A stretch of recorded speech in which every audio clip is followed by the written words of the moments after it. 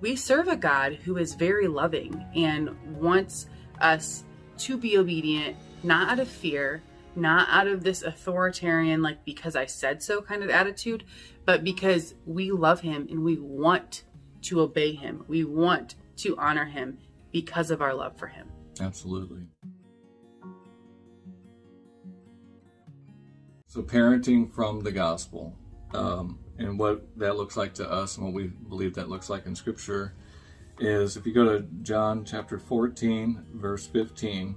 The ESV translation. This is the ESV translation. If you love me, you will keep my commandments. And people will struggle with that in their own walk with Christ, because the tendency for us is to flip that and say, I'll obey to prove that I love you. But what he's saying is, obedience is the fruit of love. If you don't have love, you won't have obedience. And you don't do obedience to get love. And so we teach our children, obey us because you love us. We'll ask them, do you love us? Yeah, we love you. Okay, then obey us. And that's a fruit of love, is obedience. And then we teach them that that's how it is with Jesus. Ephesians 6, verse 1 and 2 and 3. Children, obey your parents in the Lord, for this is right. Honor your father and mother. This is the first commandment with a promise, that it may go well with you and that you may live long in the land. And I don't think there's a week that goes by that we don't bring that verse up and reiterate it and explain it to them. And we say, when they're getting punished and they're upset, we say, remember that God promises you that if you are obedient and are honoring your parents, that it's going to go well with you. And we'll say, is it not going well right now? Well, no, it's not going well where you weren't obeying. And so you're breaking that. God's not going to honor that promise because you're not honoring your mother and father.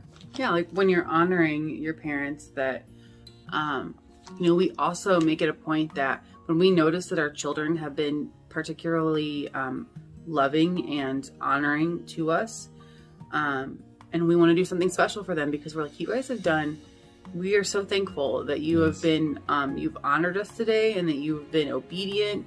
And we're not talking obedience like a dog being obedient. But, like our children, it is our job to train our children up in the way that they should go, which is following the Lord and his commandments. And one of them is obedience. And just like our Father in heaven, when we are obedient to his will for our lives and the things that he is commanded of us to do, we find blessings and favors, and not in a prosperity gospel kind of way. But that everything's not always easy, but life is a lot sweeter. And you're more aware of the rewards of obedience, because when we are walking step in step with our Father's will, there are good things that he has for us. And so we're very, we don't do it perfectly, but we try to be very aware of that. And when we do reward our children, we're like, hey guys, guess what? We're going to go sledding today, or we're going to, I don't know, what's an example of what we've done when we've noticed them being particularly obedient?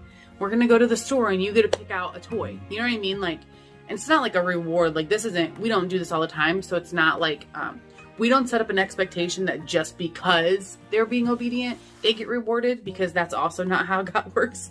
Life doesn't work like that. Again, that would be almost the prosperity gospel. It'll be distorting it. Oh, I'm doing good and I'm obeying because I want these things. Because every time I obey, we go to the store and get a toy, which is not true in our house.